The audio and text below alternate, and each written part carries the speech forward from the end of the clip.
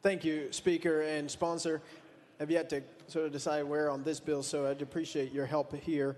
In your legislation, in order to be eligible to receive in-kind funding from this state or a political subdivision of the state on and after July 1st, 2024, a non-governmental entity that receives federal grant funds through Section 317 to 318 of the Public Health Services Act and that qualifies as a 340B entity must enter into a legally binding agreement with the Department of Health on such terms and conditions as the Commissioner of Health may require. Can you explain what a 340B entity is? Chair Lady Hilton Haynes, you recognize. Thank you, Mr. Speaker.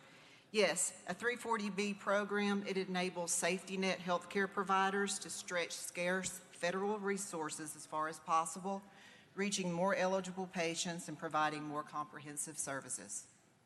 Representative Pearson. Thank you for that. And the terms and conditions related to the Commissioner of Health, are all 340B entities that are receiving, that are non-governmental entities that are receiving federal grant funds working, as you understand it at least, currently working with commissioners of health just already? That's a part of how they're operating? Or they are not working with commissioners of health? And go ahead. Chair Lady Hilton Haynes. They have to go through the commissioner, they have to register sort of with the Commissioner of Health, all of the safety net providers that are 340B entities, which would be the FQHCs, Ryan White clinics. I guess the most recognizable one would be St. Jude's Research Hospital in Memphis. Representative Pearson. Okay, gotcha. And so the legally binding agreement with the Department of Health for these 340B entities and non-governmental entities, what would the intention of that be? It would, yeah, what would the agreement be as it relates to, does it relate specifically to funding, to administration? Are there examples of what this is? Representative Hilton Haynes. Thank you, Mr. Speaker. In-kind contributions may be in the form of real property, equipment, specimens for STI testing, HVI testing, HCV testing, lab processing, anything that would help these 340B entities stretch the money.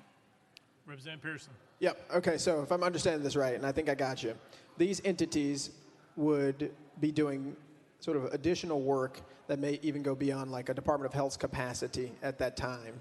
And it would be making sure that they're working with the commissioners of health to make sure that the community, that the commissioners and the health departments are responsible for are actually using the resources adequately, or that their programs are meeting the needs of the community? Chair Lady Hilton Haynes. The only thing that the Department of Health does is make sure that for-profit entities do not poach off of our safety net providers. This is to protect our safety net providers. Representative Pearson. Okay, thank you for that explanation, and appreciate you answering the questions. Chairman Clemens.